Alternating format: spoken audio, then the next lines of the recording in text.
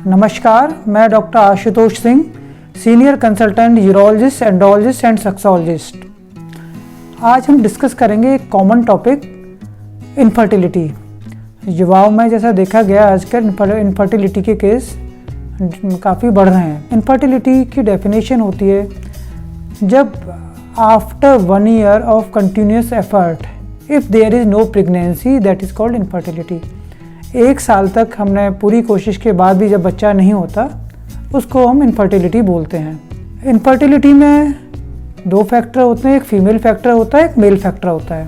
Female factor को gynaecologist deal करते हैं, मेल फैक्टर को यूरोलॉजिस्ट डील करते हैं। जो मेल फैक्टर होता है उसमें कॉमन होता है जिसे बोलते हैं एजूस्पर्मिया या oligospermia. Oligospermia normal sperm count हम मोर देन 15 मिलियन पर ml लेते हैं। अगर sperm count less than 15 million पर ml होता है उसको हम बोलते हैं ओलिगोस्पर्मिया, और अगर स्पर्म काउंट 0 होता है उसको हम बोलते हैं एजूस्पर्मिया। ओलिगोस्पर्मिया होता है तो उससे प्रेगनेंसी की पॉसिबिलिटी कम हो जाती है, बट अगर एजूस्पर्मिया होता है तो उससे प्रेगनेंसी की पॉसिबिलिटी एकदम समाप्त हो जाती है, उसमें कोई पॉसिबिलिटी नहीं होता।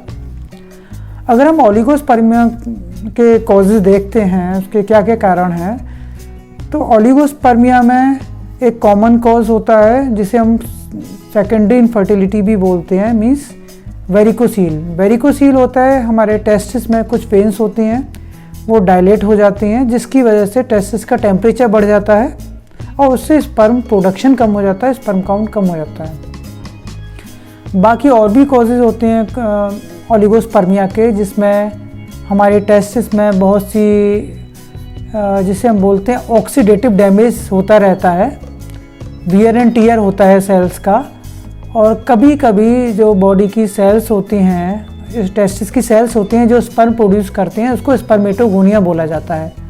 उनका डैमेज नॉर्मल से थोड़ा ज़्यादा हो जाता है, जिसकी वजह से स्पर्म प्रोडक्शन कम हो जाता है। ऐसे केस में कुछ मेडिसिन हम देते हैं जिससे जो स्पर्मेटोगोनिया सेल्स उनका डैमेज है वो कम हो और स्पर्म काउंट बढ़े। दूसरा कारण होता है azoospermia. Azoospermia means sperm production, sperm count एकदम नील होता है।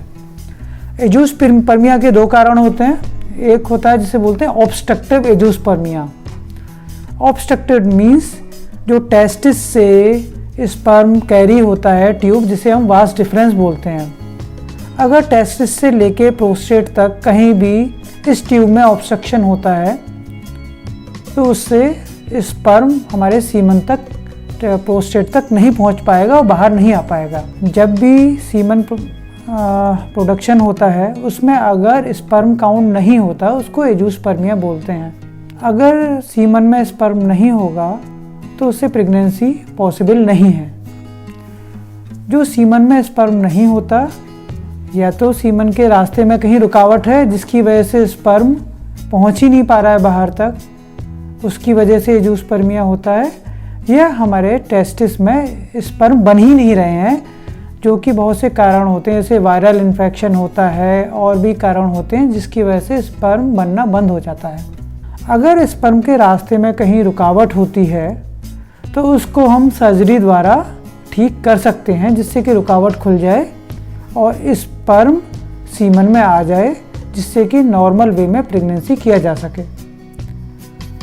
यदि रुकावट कोई भी नहीं है, जिसे हम नॉन ऑब्स्ट्रक्टिव एजूस्पर्मिया बोलते हैं, जो हम टेस्टिस होता है उसी में स्पर्म बन ही नहीं रहे हैं, तो ऐसे केसेस में किसी तरह की सर्जरी का रोल नहीं होता है।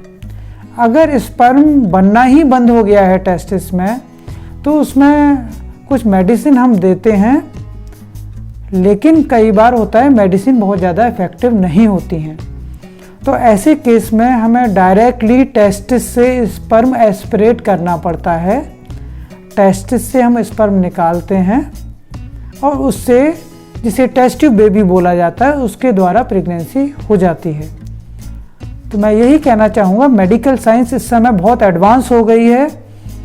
बीमारी किसी भी लेवल की हो, ट्रीटमेंट द्वारा हर चीज़ का इलाज संभव है। इसी तरह ऐसे जो कपल्स होते हैं जिनमें स्पर्म काउंट कम है, स्पर्म है लेकिन उसका काउंट कम है, इसलिए प्रेगनेंसी नहीं हो पा रहा है, उसके लिए हम कुछ मेडिसिन्स वगैरह देते हैं जिससे स्पर्म काउंट बढ़ जाता है और उससे प्रेगनेंसी नॉर्मल वे में संभव है। कुछ केसेस ऐसे होते हैं जिनमें सारे एफर्ट करने के बाद भी प्रेगनेंसी नहीं हो पाती है, तो ऐसे केसेस में हम कुछ टेक्निक्स यूज़ करते हैं जिनको हम बोलते हैं असिस्टेड रिप्रोडक्टिव टेक्निक्स। ऐसे केसेस में हम मेल से सीमन लेते हैं, सीमन का सैंपल लेते हैं और उस सीमन को प्रोसेस किया जाता है, प्रोसेस करके उसको बच्चेदानी में डाल दिया जाता है जिससे कि प्रेगनेंसी हो जाए। और अगर उससे भी काम नहीं होता तो सीधे फीमेल से उसका ओवा लेते हैं और मेल से उसका स्पर्म लेते हैं और फर्टिलाइजेशन बॉडी के बाहर होता है जिसको बोला जाता है टेस्ट ट्यूब बेबी, और इसके द्वारा प्रेगनेंसी संभव हो पाती है। तो इसलिए अगर किसी भी कपल को 1 साल हो गया है, 1 साल रेगुलर रिलेशनशिप के बाद भी अगर प्रेगनेंसी नहीं हो पा रही है तो उस केस में उनको इवैल्यूएशन कराना चाहिए, जिसमें एक क्लिनिकल एग्जामिनेशन बहुत इम्पोर्टेंट होता है, देखा जाता है कोई अबनॉर्मेलिटी तो नहीं है जेनाइटेलियाज में। दूसरा सीमन एनालिसिस और कुछ और ब्लड टेस्ट, हार्मोनल टेस्ट कराए जाते हैं, उसके बेस पर ट्रीटमेंट किया जाता है और जिससे प्रेगनेंसी संभव हो जाती है। Thank you.